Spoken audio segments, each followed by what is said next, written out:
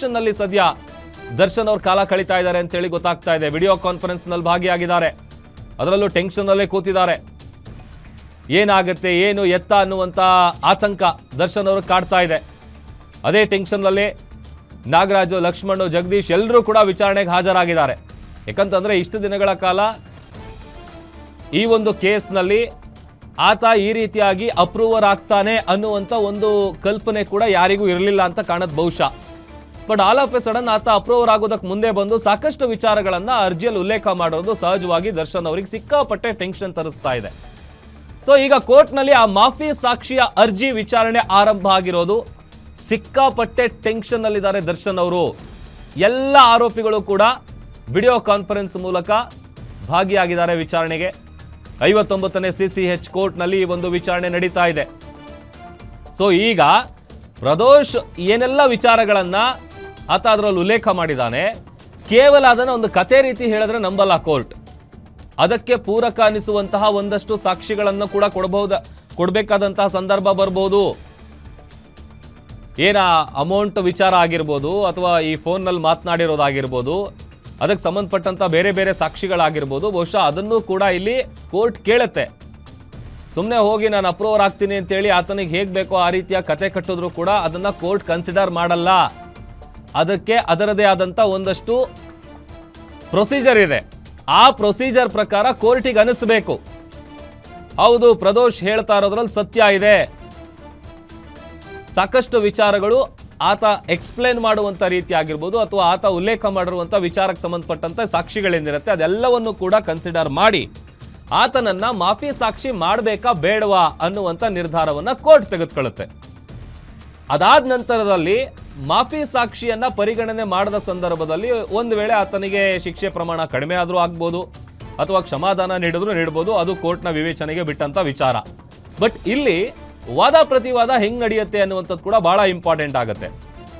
ಯಾಕಂತಂದ್ರೆ ದರ್ಶನ್ ಅವ್ರ ವಿಚಾರದಲ್ಲಿ ರೇಣುಕಾಸ್ವಾಮಿ ಕೊಲೆ ಕೇಸ್ನಲ್ಲಿ 2024ರಿಂದ ಹಿಡಿದು ಇಲ್ಲಿವರೆಗೂ ಕೂಡ ಅನೇಕ ವಿಚಾರಗಳಿಗಾಗಿ ಕೋರ್ಟ್ಗೆ ಹೋಗಿದ್ದಾರೆ, ಅರ್ಜಿಗಳ ಹಾಕಿದ್ದಾರೆ.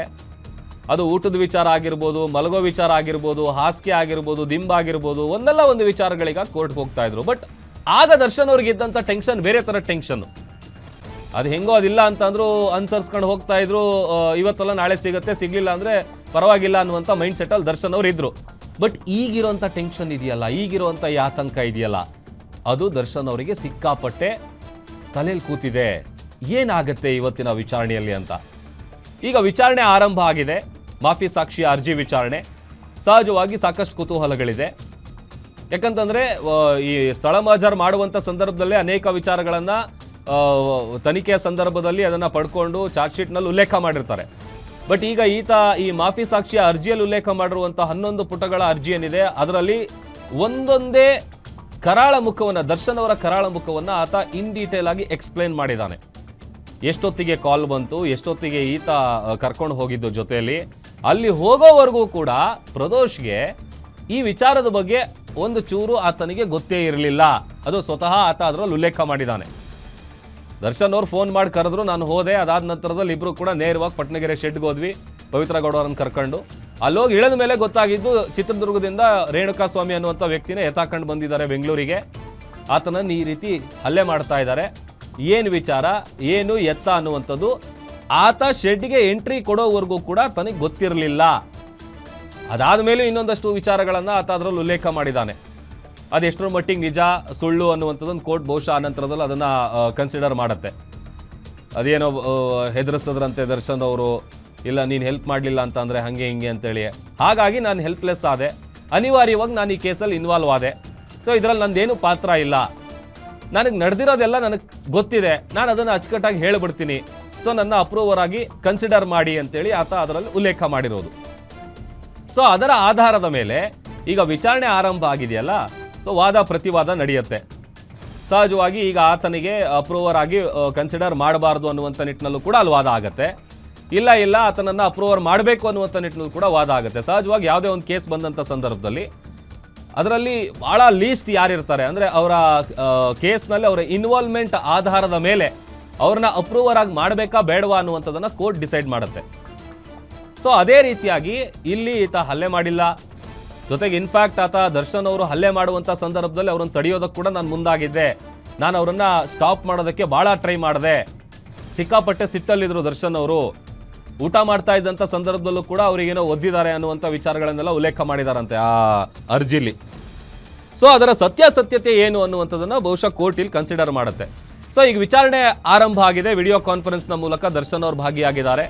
ಒಂದು ಕಡೆ ಟೆನ್ಷನ್ನಲ್ಲೇ ಕೂತಿದ್ದಾರೆ ದರ್ಶನ್ ಅವರು, ಏನಾಗುತ್ತೆ ಇವತ್ತು ಎತ್ತ ಅಂತೇಳಿ. ಸಹಜವಾಗಿ ಈಗ ಆಲ್ರೆಡಿ ಎಲ್ಲೋ ಒಂದು ಕಡೆ ಬೇಲ್ ಸಿಗುತ್ತೆ ಅನ್ನುವಂಥ ನಿರೀಕ್ಷೆಯಲ್ಲಿ ಮುಂಚೆಯಿಂದಲೂ ಕೂಡ ಇದ್ದರು.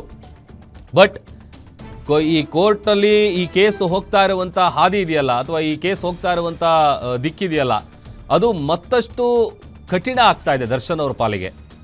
ಸೊ ಈಗ ಆಲ್ರೆಡಿ 2 ವರ್ಷದಿಂದಲೂ ಕೂಡ ಜೈಲಲ್ಲೇ ಕಾಲ ಕಳೀತಾ ಇದ್ದಾರೆ.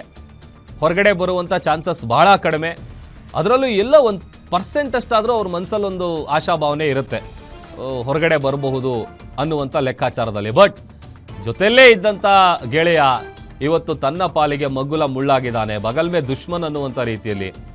ಈಗ ಆತ ಏನೆಲ್ಲ ವಿಚಾರಗಳನ್ನು ಹೇಳ್ತಾನೆ, ಪ್ರತಿಯೊಂದು ಆತ ಏನೇನು ನಡೆದಿದೆ ಅದೆಲ್ಲವನ್ನು ಎಕ್ಸ್ಪ್ಲೇನ್ ಮಾಡಿ, ಅದರ ಜೊತೆಗೆ ಅದಕ್ಕೆ ಸಂಬಂಧಪಟ್ಟಂಥ ಎವಿಡೆನ್ಸ್ಗಳೇನಿರುತ್ತೆ ಅದನ್ನು ಕೂಡ ಆತ ನೀಡಿದ್ದೇ ಆದಲ್ಲಿ ಸಹಜವಾಗಿ ದರ್ಶನ್ ಅವರಿಗೆ ಈ ಕೇಸ್ನಲ್ಲಿ ಸಂಕಷ್ಟ ಎದುರಾಗತ್ತೆ.